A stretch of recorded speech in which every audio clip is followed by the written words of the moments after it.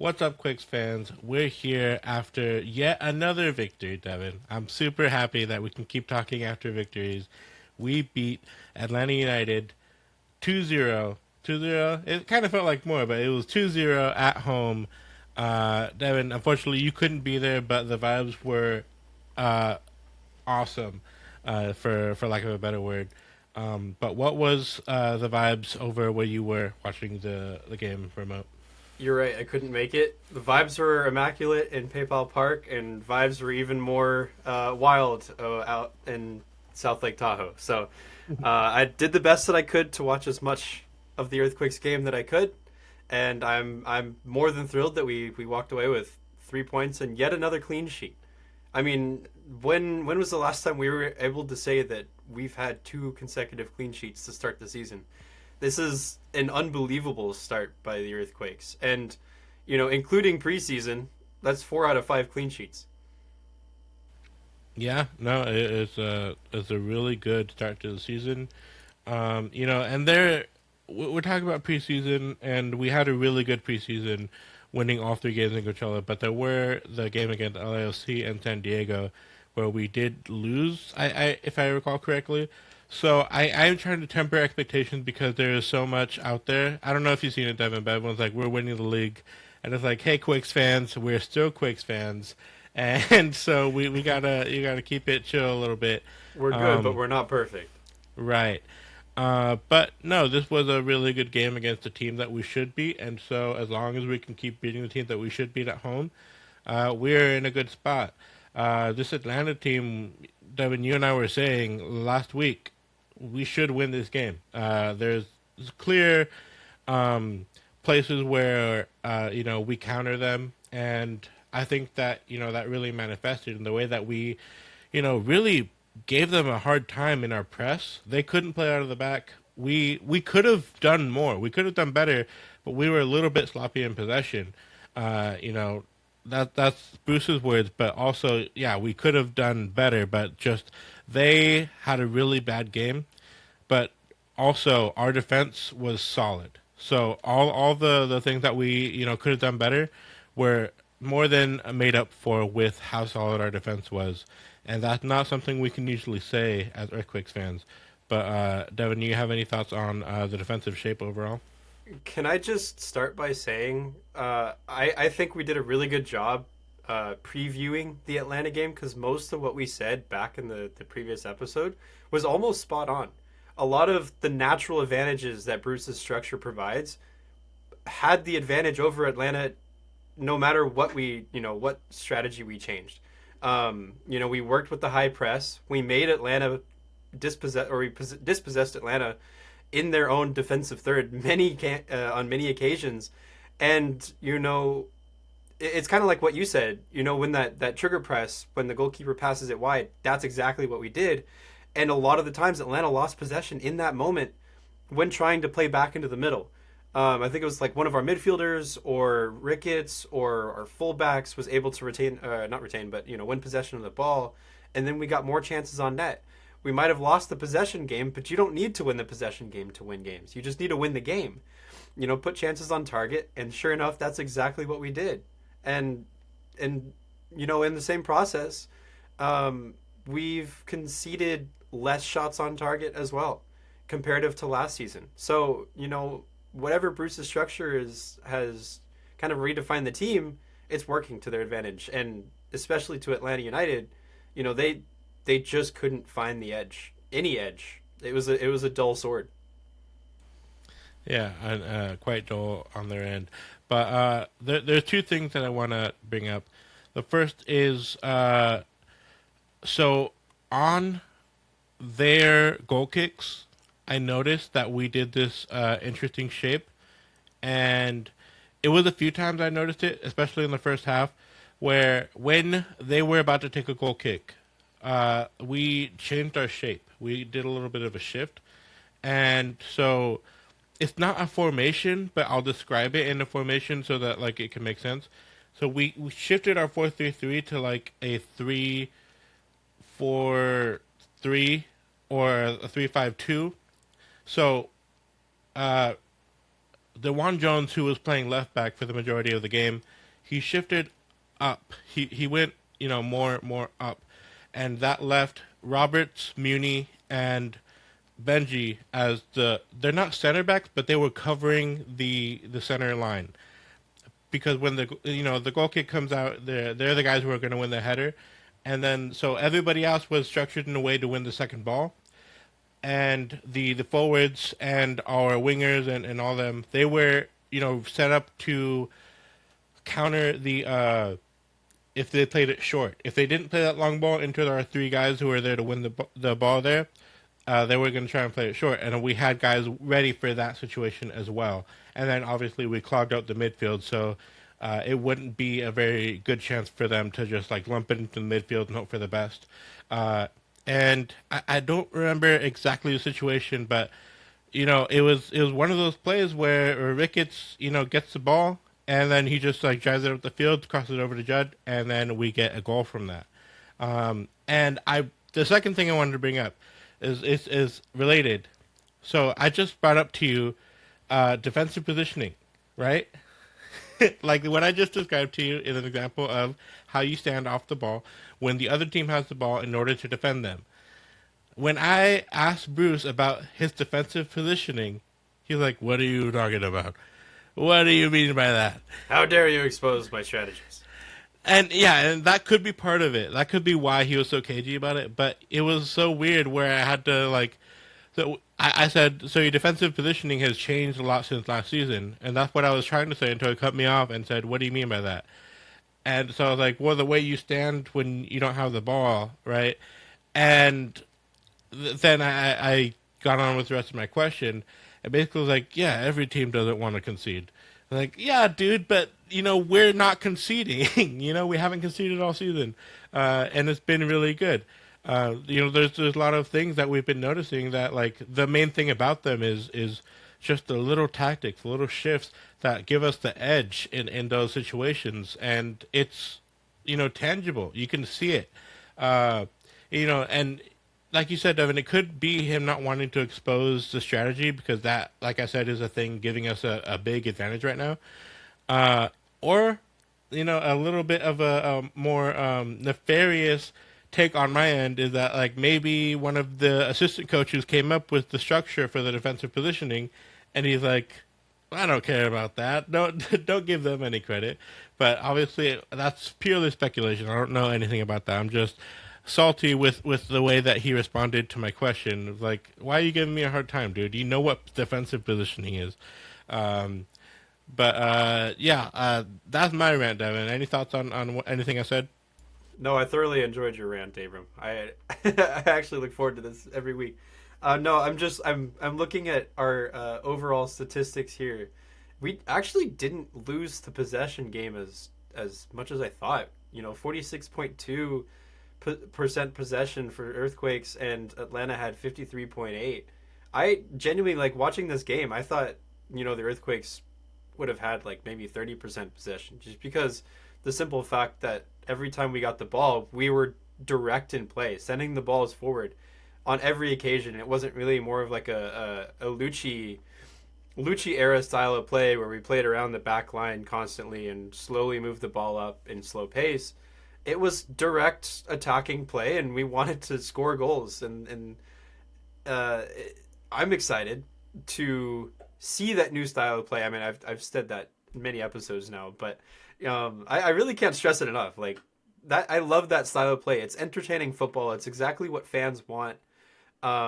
It's what puts butts in seats. Every fan wants to see a style of play that produces opportunities, and I'm glad Bruce is instilling this in the players. And one thing I did notice out of the stats is every single attacking player, apart from Paul Murray, unfortunately, had collected a point in the night sitting. So, Oseni Buddha, Preston Judd, Jamar Ricketts, Timo Werner, Jack Skane, 5 players were on the score sheet tonight, but Saturday night. I think that goes to show, we have a new attacking structure and our players are really well in tune with each other. Yeah, and those attackers really benefit from the defenders. Like they're like we can lose the ball because we'll win it back. We can take risks because on the other end, we trust our teammates to do what they need to do to make sure that we can keep doing our job, and that's a really good place for us to be in. I watched the Ted Ramey show. It was like last week, so it was old news by that point. But Benji, was on the show and he was saying like this is the first time that I think like everyone's working like as a team, and that's not great to hear, but it is true. With when you look at like how we've been over the past couple of years since Benji's been here, you can't really deny it. And he's been here since the Almeida era, right? So uh, it's a hard pill to swallow, but you can't. I think we'd say the same thing, but it only hurts to hear when you see somebody like on the inside who is supposed to be like fine. Uh, agree that everything has not been fine. But yeah, not like Benji has ever been one to be shy about saying how bad things are. Uh, but yeah, obviously a great 2-0 victory. But let's talk about the superstar, Timo Werner. Uh, he came on late in the game. I think he got 30 minutes overall. Um, Thoughts on his performance? Uh, I I I really enjoy the camaraderie, the immediate camaraderie that Timo Werner has instilled in most of the rest of the attack. Obviously, he got subbed in with Preston Judd, so there's some players he technically hasn't worked with yet in the 90-minute span. Um, but I think the players that he did work with, he interchanged positions. He Oseni Buddha. I think there were a couple of times where Jamar Ricketts dropped back and Werner took the left wing spot in case there was a chance to send a through ball, etc. I really like the fluidity that Werner brings to the team, especially off the ball. And that was something that we had seen during his stint at Tottenham, before Tottenham when he was playing at Leipzig, sometimes at Chelsea. Werner is that kind of guy that will give you those opportunities to open space for others. And I think that's exactly what he did on his assist with Oseni Buddha. He dragged some defenders out. Oseni Buddha, obviously with a lot of pace, capitalizes on that counterattack, to which Jack Skate also got a point off of. So I'm really happy that he bounced back from the previous weekend's uh, debacle. Um, so yeah, I mean, what did you see anything in particular, Abram? No, I mean, yeah, I would agree that like the way that he moved around, it was different from Judd.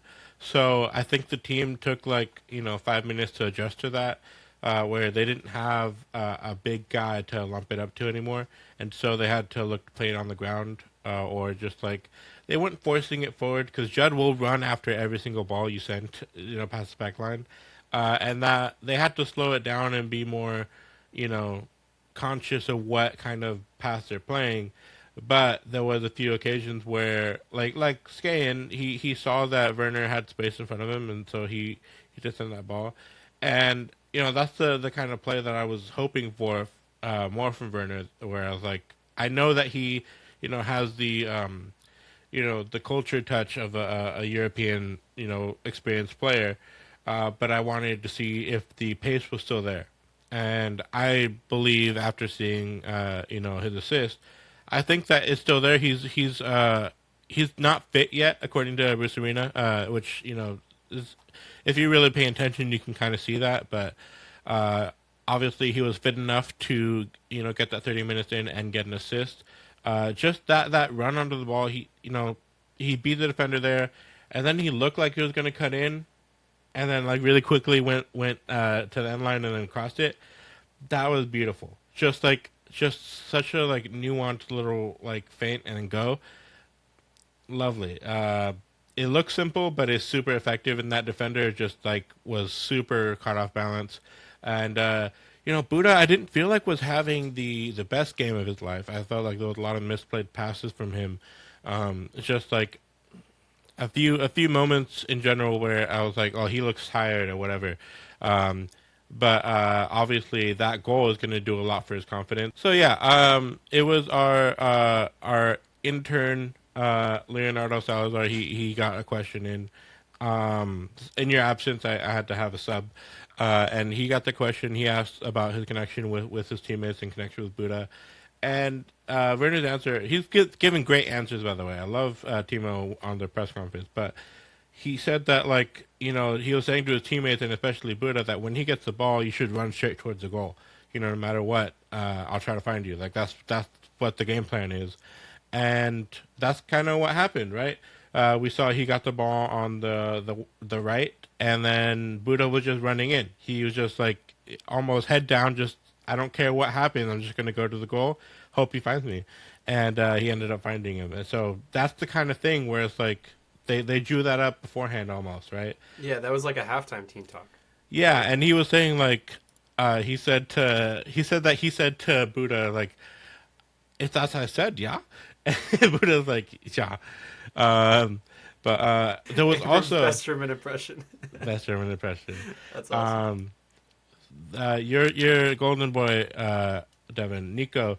There was another moment similar to that one, but different, where Timo got the ball on the left, approaching the box, and Nico was making an underlapping run under him, straight towards the goal. It was like one of Timo's first touches, and Timo tried to flick it back to him. Right? With the outside of the foot. He tried to hit it back to Nico, and if that came off, that's likely a Nico goal right there.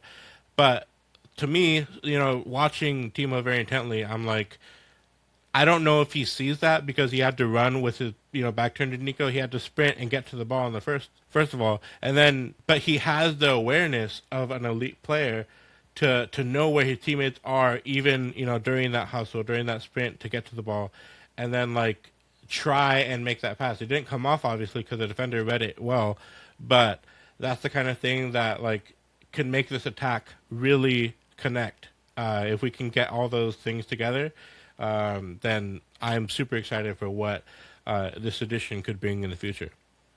Yeah, I mean it's a testament to all the players that we have right now. Is like everyone knows where they are on the field at all times. It's something within the training regimen that we haven't seen yet because obviously we don't watch the training, but the players are in well understanding of where to be at all times, and that's something that we didn't see last year. Something that actually I wanted to bring up that was mentioned in our Discord was that there's a more cohesive defensive structure, and we keep talking about defense, but it's so important because the defensive numbers that we're putting up right now against both Sporting Kansas City and Atlanta United, especially after Kansas City just went and tied to Columbus Crew, I believe, 2-2. All these impressive numbers we're putting up right now is for a good reason. And that's because our structure is built from the top. Our wingers, our strikers are the point of defense. They're usually the point of attack, but they're also the point of defense. Your attacking line is your first line of defense. And Preston Judd, Oseni Buddha, and Jamar Ricketts are all doing a really good job with initial pressing and forcing those opposition players to either play or run a certain direction, and that's when the high press by the rest of the team is triggered. And I think it's really creative, and whatever Bruce is doing obviously is effective, but Timo Werner specifically is going to add a lot to that because he's obviously a fast-paced player, and he already has instilled a high pressing structure.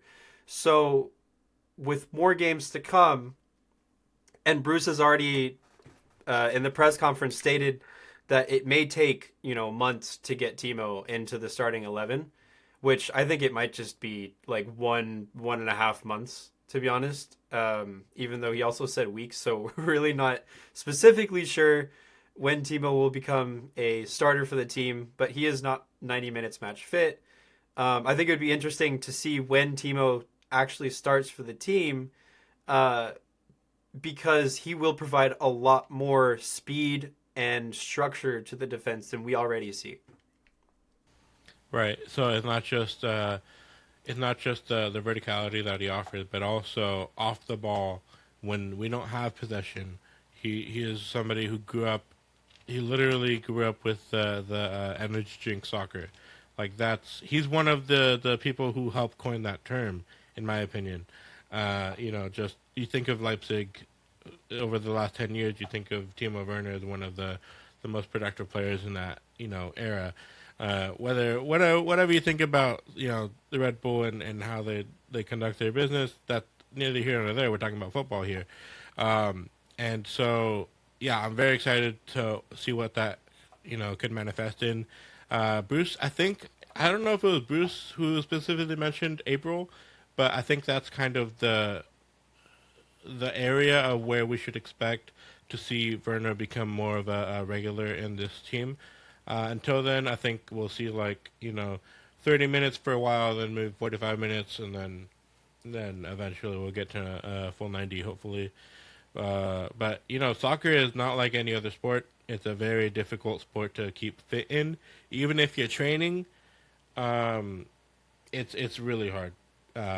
Because training isn't anything like playing games where the people are paid millions of dollars to run faster than you, take the ball from you, like destroy you, whereas your teammates aren't necessarily trying to do that in every training session. Thankfully, Yeah, um, Timo in the sorry for interrupting, but no, Timo no, no. in the press conference did state that when he was training by himself at Leipzig, it was kind of hard to motivate himself to train like you're in a regular team training session because self motivation and team motivation is obviously very different, uh, you know, ways of training. However, Timo kind of stated that when he arrived in San Jose and he began part of the team training again. It gave him a new, fresh motivation to get himself at his peak yet again. And obviously, one of those things included the conditioning training. He didn't condition training over in Leipzig, but when he came to San Jose, I think he realized the condition here is it's required. Yeah, and especially with a system like this one, everyone in the press box was really impressed with how much we were pressing, and that you have to be really fit. And we always lauded Preston Judd for being able to come off the bench for someone like Chicho Arango or Joseph Martinez and start pressing, because those guys. Well, Chicho, you give him credit. He did press, like he would run at the ball. But Jose Martinez was not doing that, and neither of them were doing it at the speed and intensity that Judd provides just by being who he is. Um, so it's obviously very different, and I'm curious to see by the time that Timo Werner is ready to play a full 90 minutes, where Judd will be. Because he's somebody who, right now, 2 goals, 2 games, and also is a really key part of our pressing structure. It's hard to, say if you're trying to win games and take them out, it's hard to justify. Yeah, I think Preston Jed will have a case here against Bruce Arena and be like, "Hey, I'm a top player in form right now. I don't care if we bring in Lionel Messi. I don't care if we bring in Lewandowski. I don't care what player you bring in our case."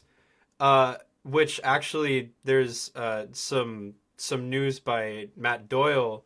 Um, that being said, it doesn't matter what player comes in for Preston Judd, especially Timo Werner. He's got 2 goals in 2 games. He's producing the numbers that you want in a striker. You got to keep giving him the time, right? I mean, I would hope so. Let's talk about the news from Matt Doyle. Um, I'm just recovering from the sip of soda. So can you tell us what Matt Doyle said? Yeah, Matt Doyle had mentioned that the earthquakes, or he inferred that the earthquakes were bringing in a starting nine. He didn't specify any A date. DP9, to A be clear. DP9, yeah. Uh, So we're planning to bring in a DP9. Doyle did say he's on the way, but I feel like if that's the case, we would have had some information leaked publicly. But then again, the earthquakes are really good at holding information back publicly, yeah, so not I really can sure. I can say I've heard whispers about that as well, but I have heard whispers about that nine. separately from Doyle, and so that's a very interesting prospect, and I am hoping that like obviously I hope for somebody good to come in, but I I I like Judd right now. I'm really happy with how Judd's playing, so I'm very conflicted about the prospect of bringing in a DP forward, but maybe they're not going to be fit. Whatever the case may be there. But speaking of DP forwards, so there was a lot of talk this week because the roster sheets came out, and Hernan Lopez is listed as a DP on the roster sheet there. And so there's a lot of confusion there of like, if he's on loan, do we have that DP slot? Can we use it? The answer to that question is yes. Because he is on loan, we do have two DP slots, with Timo Werner being one of the DPs. And then there was the question, if Chicho is on loan and also a DP, why is he not listed there alongside Hernan Lopez with the asterisk next to his name as well? And what I think is the reason for that is excuse me, cut my cough. What I think is the reason for that is likely that after he signed that extension, we all like we're excited for the extension, right? Then Espinosa goes, and then Chicho's like, "Well, I don't want to hang out here anymore." This is just my theories, by the way. I think that there was a restructuring of Chicho's deal to make him no longer a DP and to send him out on loan because he wants to go for personal reasons.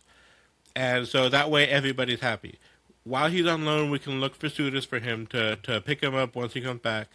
But we can also use that DP slot on somebody else while he is gone. And so what we know for sure is that there are still two DP slots available to the San Jose Earthquakes until Hernan Lopez comes back from loan. Right, and I want to add slightly Sure. to that. I kind of theorized that we lowered Chicho's salary as well to make him not a DP, so that the loan club could also pay for the loan itself as well.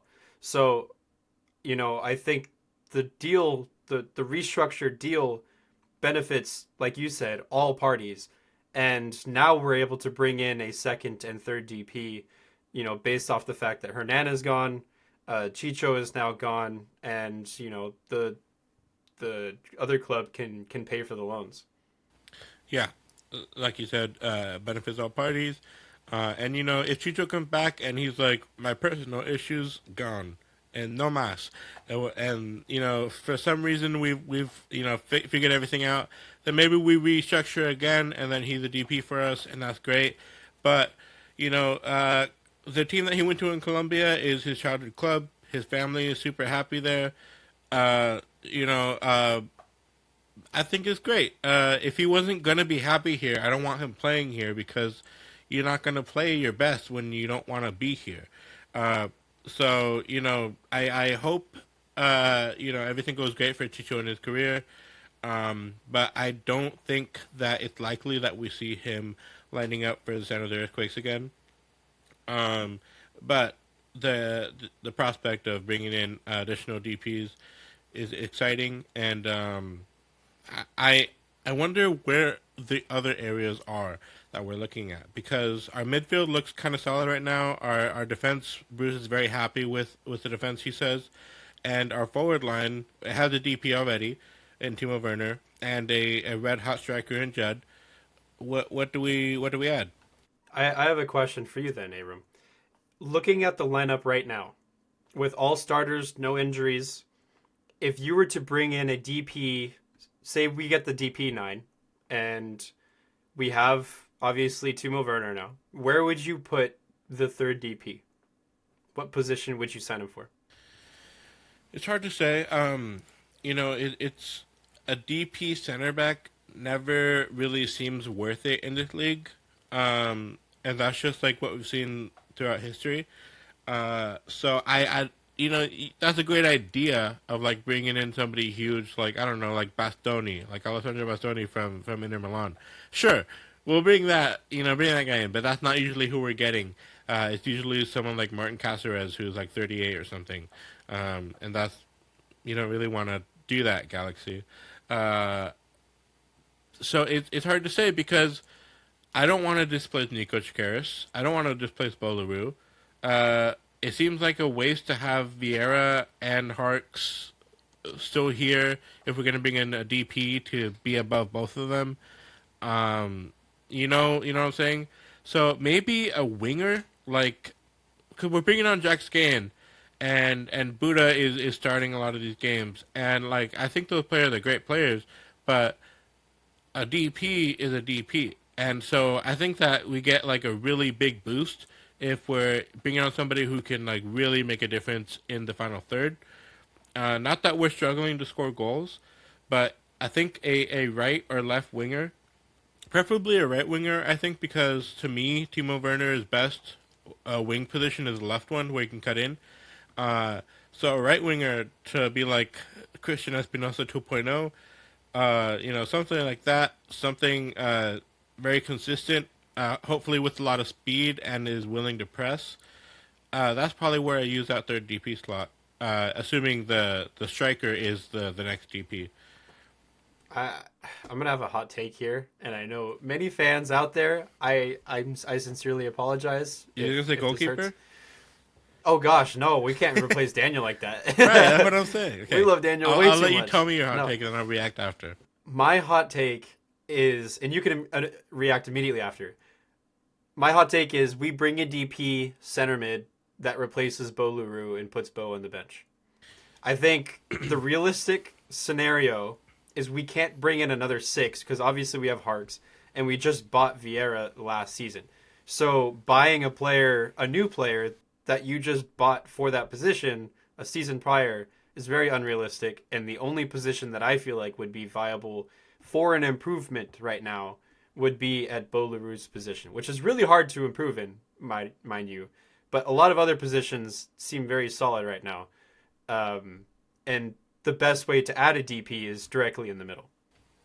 Yeah, and right now Bo is technically listed as a CDM alongside Harks, but just the way it shakes out, if you watch soccer, you know what a staggered three in a 4-3-3 is. So he's more of an eight, not really a six, but he's in a six position because yeah, we'll talk about that later. I don't hate that. That's not the hottest take. It's just that it's Bolaru, right?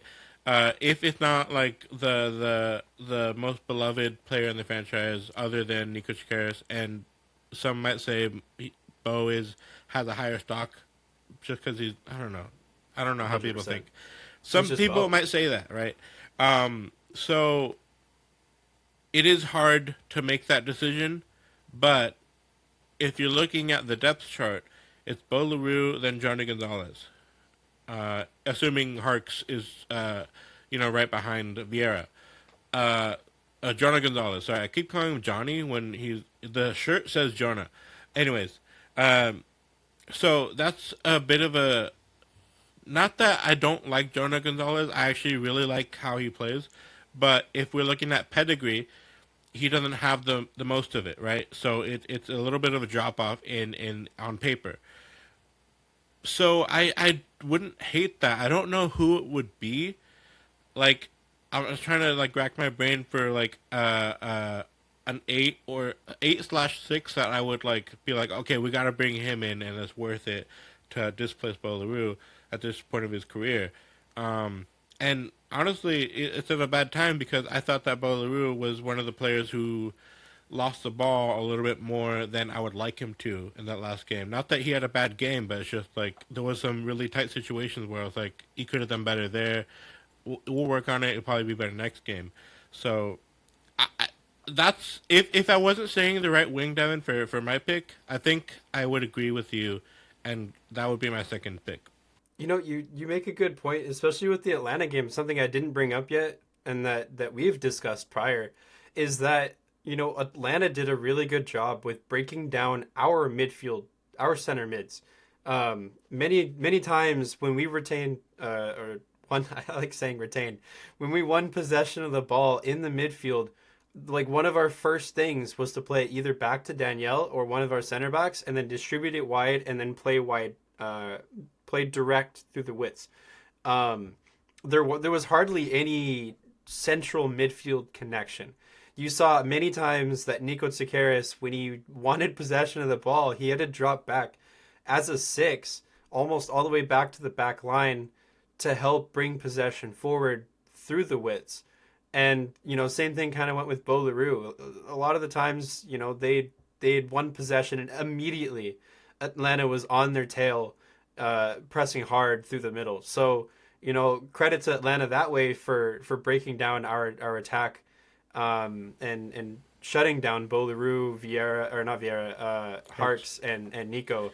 I think Atlanta did a really good job forcing us to play wide, but I think that also backfired in a way because that's where most of our chances came from the game previously versus Sporting Kansas City. Yeah, if you're gonna force us wide, you should have an answer for Jamar Ricketts, which they did not. Their right back could just not do anything about Ricketts. Ricketts is just free to do what he wanted, and he almost had 2 assists if he wasn't just a hair off sides. A little bit more than a hair, but we love you, Jamar. But no, I completely agree. In my notes, the few notes that I took is that like I checked the time, 24 minutes. I barely saw Nico touch the ball at all. He came really wide to take a throw in or something, and I was like, okay, finally he's on the ball. But no, he had to leave his the pocket that a 10 is naturally supposed to be in, to come get the ball more. And I didn't hate that. I thought that he did get on the ball more after that adjustment was made. But no, we had a really hard time playing through their midfield. I think that was they were very solid in the center of midfield. Another thing that I'd like to talk about that I saw, I don't know if you saw this, Devin, but when Atlanta was playing long balls, which is really the only way to escape our really high press, to just launch a long ball, hope Latte Loss can get onto it. Latte Loss had nothing to do this game. He had a really hard time because every single time his team played the ball over the top, Reed Roberts was on him. And I'm not saying that like he beat him to the ball. Reed Roberts pushed into Latte Loss every single time. We're gonna call him Double L because I can't say that every single time. So he would get into the path of Double L and block him from running onto the ball. Daniel Mooney would then, after Reed Roberts stopped their striker, would run onto the long ball and pick it up from there. And so, that was a really genius just tactic there. If the only thing they can do is play a long ball, we're going to take that away too. Just was really quick thinking, and it's not dirty, but like, if a ref is like, well, you're not, making an effort to play the ball, you can't make contact with him. That's the thing that some refs will say. But Reed Roberts was able to do it in a way where it wasn't super noticeable, but Latelas was completely taken out of the game. Did you notice that at all, Devin? Yeah, I did notice that, and credit to Reed Robert because none of us would expect Reed Roberts to come into the 2026 season and impress with such a display of strength and speed. A couple of fans in our Discord were astonished at how quick he was in comparison to the rest of our team, who already are speedsters. We have Daniel Mooney, one of if not the fastest center back in the league. We have Benji Kikanovic, who is also up there in speed. We also have Timo Werner now. We have Oseni Buda. We have Preston Judd. A lot of these guys already have high quality speed. And here we are talking about Reed Roberts as one of those contenders. That's two center backs who are speedy and big guys. And like you said, he shut down Latte LL. And through that, we conceded in both games versus Sporting Kansas City and Atlanta United, one shot on target each game. Funny enough, looking at these stats right now, we blocked 7 shots versus Sporting Kansas City, and the very next game against Atlanta, we had 0 blocked shots. So we did our damage higher up the field than versus Sporting Kansas City. which I think is a really cool stat. I 100% agree. I think the entire way that we react when we no longer have the ball, just the way we move. It's not like any individual person is like making like an incredible effort. It's just as a unit, nobody can deal with us the way that we work together. And I'm super, ecstatic to see that because it's not like that's hard to achieve. And Daniel didn't have a lot to do, but again, there was one chance I remember where he had to come out for a 1v1 and he was able to block it with his foot. So it's like we have a great defense right now. And if they get past that, then they got to deal with Daniel, who is like notoriously hard to get past. The So league's best. yeah, it's looking really good right now. But we're trying not to get our hopes up too high because the next game we're coming up against Philadelphia, who, to be fair, is coming off of a 2-0 loss at the hands of New York City FC. But Devin and I were both watching the game, or the highlights at least. We're not going to sit here and watch the whole game. Not when we have jobs to do. But we didn't think that Philadelphia was like super terrible. We just thought that I'm gonna speak for me now. I'm gonna stop speaking for you. New York City just had their number. Just like with the flair that they played with, Philadelphia had a really hard time, keeping their balance and holding their ground against New York City. They just really couldn't deal with the way that they played. What are your thoughts on that game? Yeah, just want to correct really quickly. The game did finish 2-1. Philadelphia had a penalty kick at That's right. in Yeah. the final couple minutes of the game. But other than that, Philadelphia, they looked to be very strong both offensively and defensively. It's just New York City's players, the shorter players, seem to get the best of Philadelphia's tall defense, and they just seemed more agile than anyone. They, as in NYCFC's players, were more agile than anyone on Philadelphia's defense system. So I think that's where they won the advantage, and that's also where I think Timo and other quick players of that sort, especially Jamar Ricketts, can win us the games if or at least the next game versus Philadelphia if given the opportunity. I think we can put away 2 goals in the first half, and we have to score. I think we'll have to score at least 2 goals to have a chance to win in the first half, because Philadelphia is a team that produces a lot of late chances. They are an endurance team, and they'll wear you down slowly but surely. And if they do that for the Earthquakes, then we're going to need to make early subs and press high, because I think Philadelphia will end up getting, and this might be like a prediction, as some would say, but I think Philadelphia would get at least like 2 late goals against us, despite us not conceding any goals so far this season. Philadelphia is a really good team that you don't want to underestimate. So get the goals when you can, get them early, and hope that the subs can do some extra bit of damage.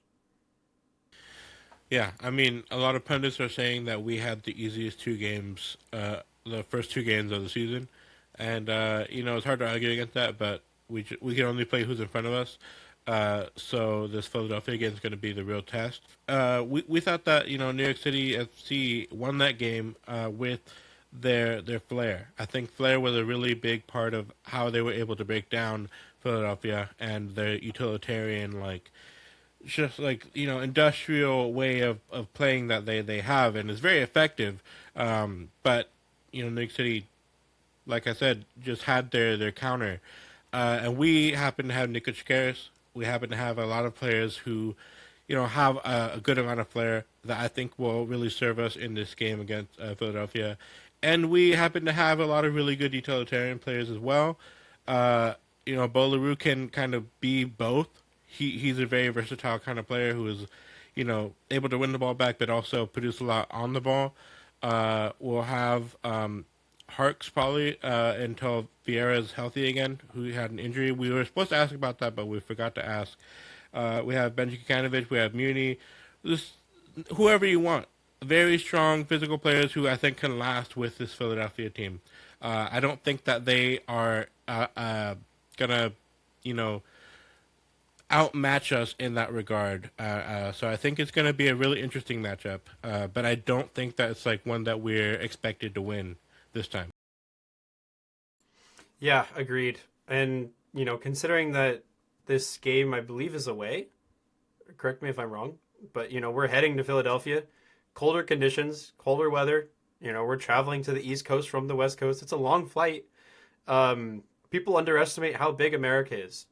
From Europe to South America, it's a big country, and it takes about 6 hours to get to Philadelphia by plane. So, don't underestimate both weather condition and jet lag to play somewhat of a factor in away games, and especially in the East Coast.